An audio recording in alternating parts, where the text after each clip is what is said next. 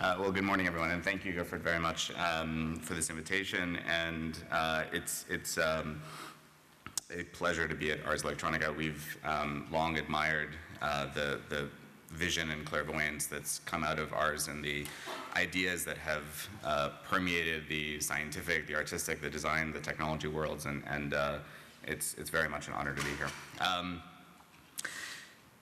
So this morning we are going to consider a phenomenon that has been with us for just over 50 years, only really codified about 20 years ago, but a phenomenon that is rather unique to our age, unique as a result of the technologies that we've created, the capacity that science has afforded us to see ourselves in different ways, and the role of design in mediating these technologies, these transformations. And we're going to explore it this morning in this symposium from a number of different angles, from the perspective of science, from the perspective of design, from the perspective of programming and technology, and ultimately have a discussion about the role of data and design, and more broadly the relationship between science and design in the world today.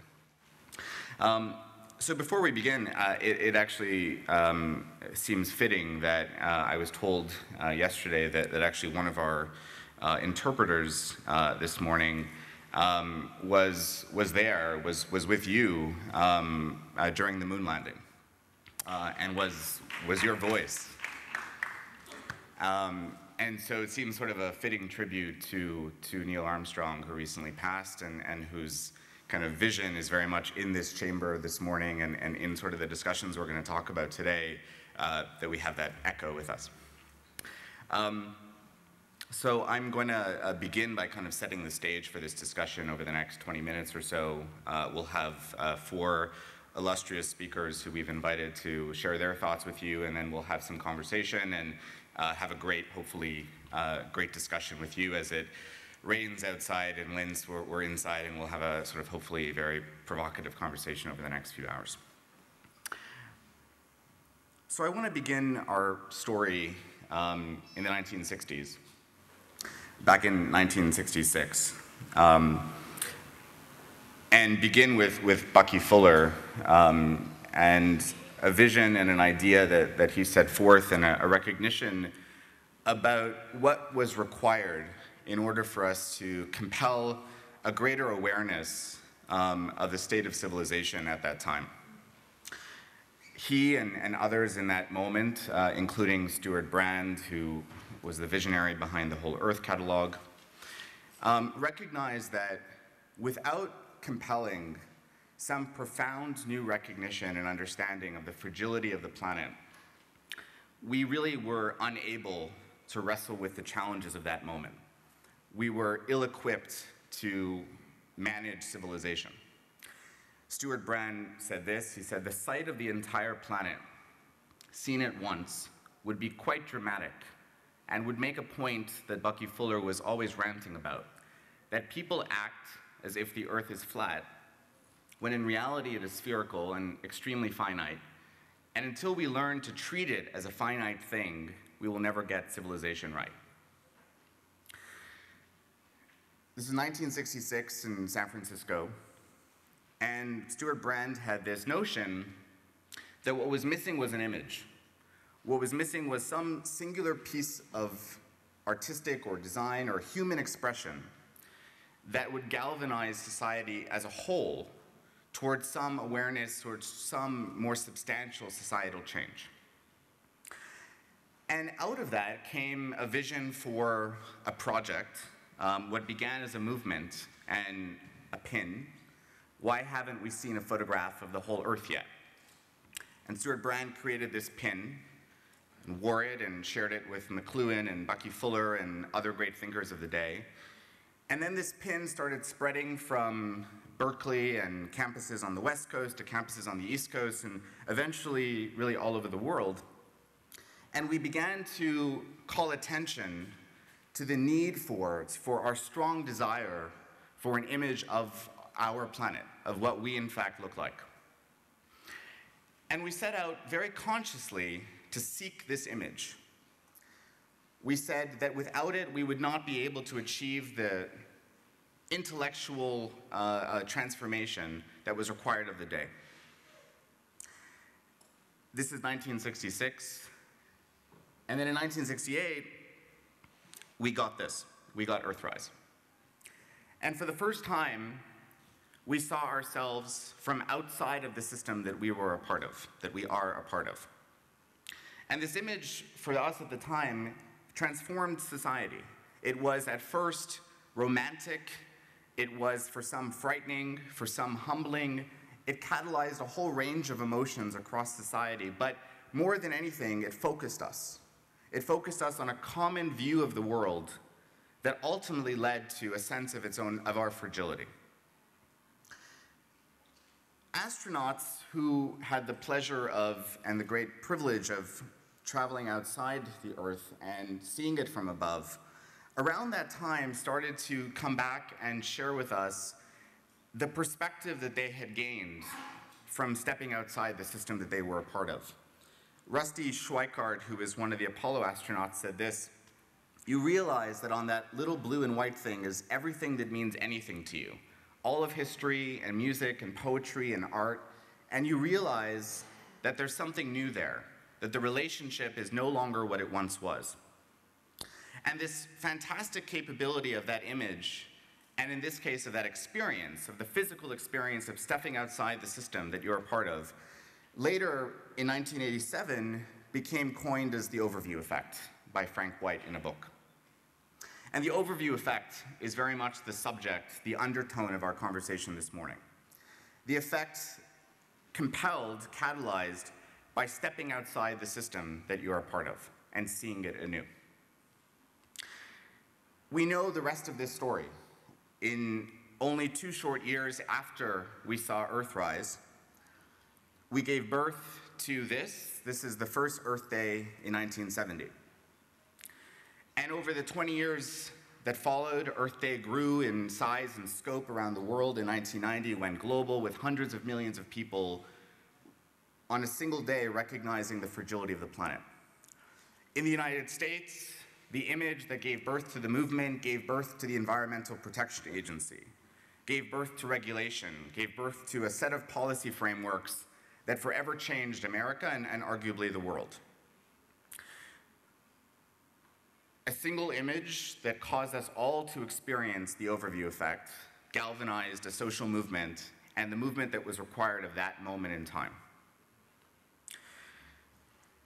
As I look at the world today and we think about the most important issues before us, we have failed as a planet to wrestle with Doha. We have failed to achieve a global trade agreement for the planet. We've arguably failed in Rio to come to a consensus view, a vision for how to protect the planet, for a sustainable future for the planet. And we are failing in Syria to deal with a catastrophic event. We're seeing increasingly the inability of the world, and by that I mean ourselves, our governments, our multilateral institutions, to be able to wrestle with what seems to be these rather unique types of challenges that we're facing in the 21st century. If there's one defining attribute of this moment, it is that these issues are interconnected in a manner that we have not seen before in modern times. So if you are an NGO, if you are a government, if you are an individual trying to wrestle, for example, with disease and trying to forecast, for example, some disease trajectory in a part of Africa, historically you might look at that as a single issue that had the capacity within some of the constraints that you were designing within to be solved. It was tractable. It might have been difficult, it might have been complicated, but it was tractable. Today we recognize that to hypothetically forecast disease in a particular part of Africa, we would need to consider today climate change. So we would think, now that we recognize the connection between climate, microenvironments, and how that might give rise to disease, accelerate the spread of disease, or have other epidemiological consequences, we would now consider modeling climate change over that same 10, 20-year horizon. But to model climate change, we would need to consider what's the energy composition of that part of the world. What sources of energy will we be using? How much energy will we need? To anticipate the types of energy we'll need and this composition of that energy, we would think about population. We'd need to now forecast population and demographic changes in that part of the world, and now we'd recognize that borders no longer work, and we now need to step around and across our geographic borders and start to look at population and demographic shifts in a region. What's happening over the next 20 years from a demographic standpoint? And of course, to understand population and understand demographics and forecast that, we come right back to disease, and we need to consider the disease horizon and disease trajectory and the burden of disease in that part of the world. We seem to be unable to wrestle with this state of affairs. We seem to be in a permanent bottleneck, and we're not moving forward as a planet. And so whereas the challenge that Stuart Brand and his colleagues set forth in the 1960s was to compel a grand awareness of fragility, today I'd argue that the grand awareness that we require to move forward is of complexity. This is not complicated, this is complexity. This is about recognizing that individual factors, individual agents that might have local simplicity, as they become connected to one another and they are becoming increasingly interconnected, they give rise to phenomena of much greater scale and consequence. And as we recognize our markets to be more connected, ourselves to be more connected, diseases to be more connected, oil prices to be more connected, drought in the United States affecting political unrest in the Middle East, we recognize that without some new, grand, universal awareness of complexity, we're stuck. So the challenge before us, the question before us, the pin from Stuart Brand's moment, would be, why haven't we seen everything connected yet? Where's this image? Where's this something, X? And we'll consider what that might be. But where's this something that might galvanize this awareness? Can we produce it? Can we consciously go out as a community of designers and scientists and technologists and artists and thinkers and actually compel universal awareness of complexity? So what's exciting is that we're starting to. Over the past decade, the relationship between science and design has grown and prospered and matured to the point that it's now giving rise to communities and sub-communities of doers and thinkers who are making works that I think you'll see today are on the cusp of starting to compel this awareness of complexity. And data is a very critical part of that.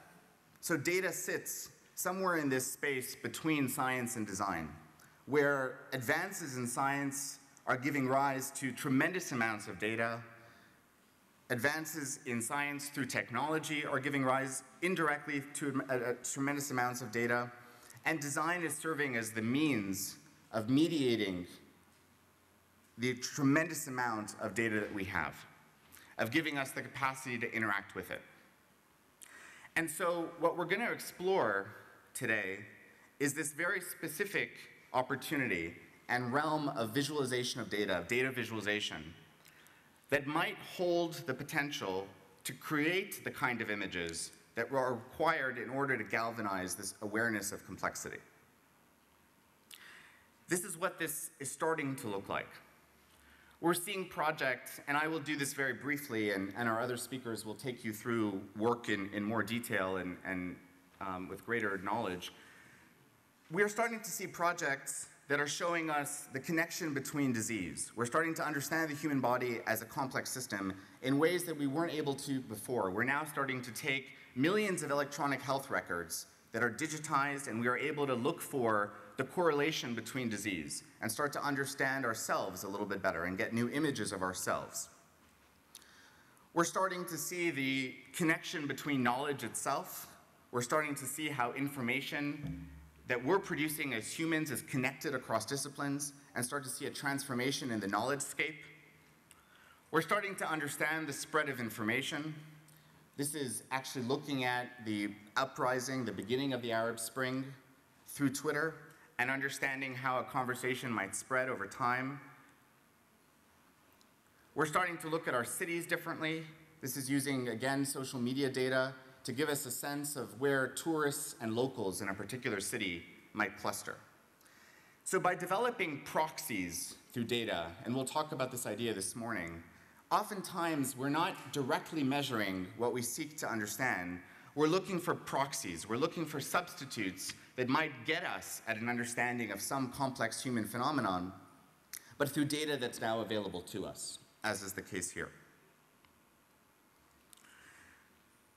So we're sitting at this point where the challenge before us is to compel what I would argue is a scientific literacy, is an understanding of how to wrestle with complexity, have a dexterity with complexity at a political level, at a societal level, at a human level, at an individual level. This will be the defining challenge before us over the next century. We now, I would argue, have the tools. We've advanced data, we've advanced open data, we've seen the beginnings of movements that we'll tease out this morning that potentially give us the toolbox, give us the framework to potentially produce images of this scale, images of this consequence. So the question that I think is probably most enticing to think about is what would happen if? So the result of the image in 1970 was Earth Day, was global environmental awareness. Now, I don't want to suggest that we have figured out fragility. We've not. We're still depleting resources at an unsustainable level. It's still a challenge of our time. But fragility is no longer enough. Solving for fragility would no longer be enough for the state of the world today. If we just figured out how to be more sustainable, if we just figured out how to deplete our resource consumption, it would be insufficient to wrestle with today's challenges. So somehow we now need to graduate from fragility to complexity. So what would that look like? What would that Earth Day feel like? What would that social movement be? What would the Environmental Protection Agency in the United States look like in Europe? What would the equivalent be? What would the UN body be that would be created as a result of that image, of that awareness? Can one single image still have this kind of impact? In a society that's increasingly fragmented, where our consumption of media is increasingly fragmented, can a single image still have this kind of impact, or is this intractable? But we're going to go into this conversation with the optimism that it's possible. At least I will. We can produce these kinds of images. We are starting to. We're starting to connect the dots, but we have yet to mobilize this effort towards a single image that drives us towards this universal awareness. And perhaps that will be the result of our conversation today. So I will leave it there and introduce Johan Bolin, who's going to be our first speaker, who's going to first begin this conversation exploring the data dimension, the transformations happening, the new forms of data that are giving rise to this movement that might give us the possibility of starting to think in this way. We'll move from there into an exploration of design, of considering the role of the audience, of how we perceive images like this, and we'll round this out with an exploration of the role of the designer, of the agent of change in this equation, and then we'll have a conversation. So I look forward to that. Thank you very much, and Johan.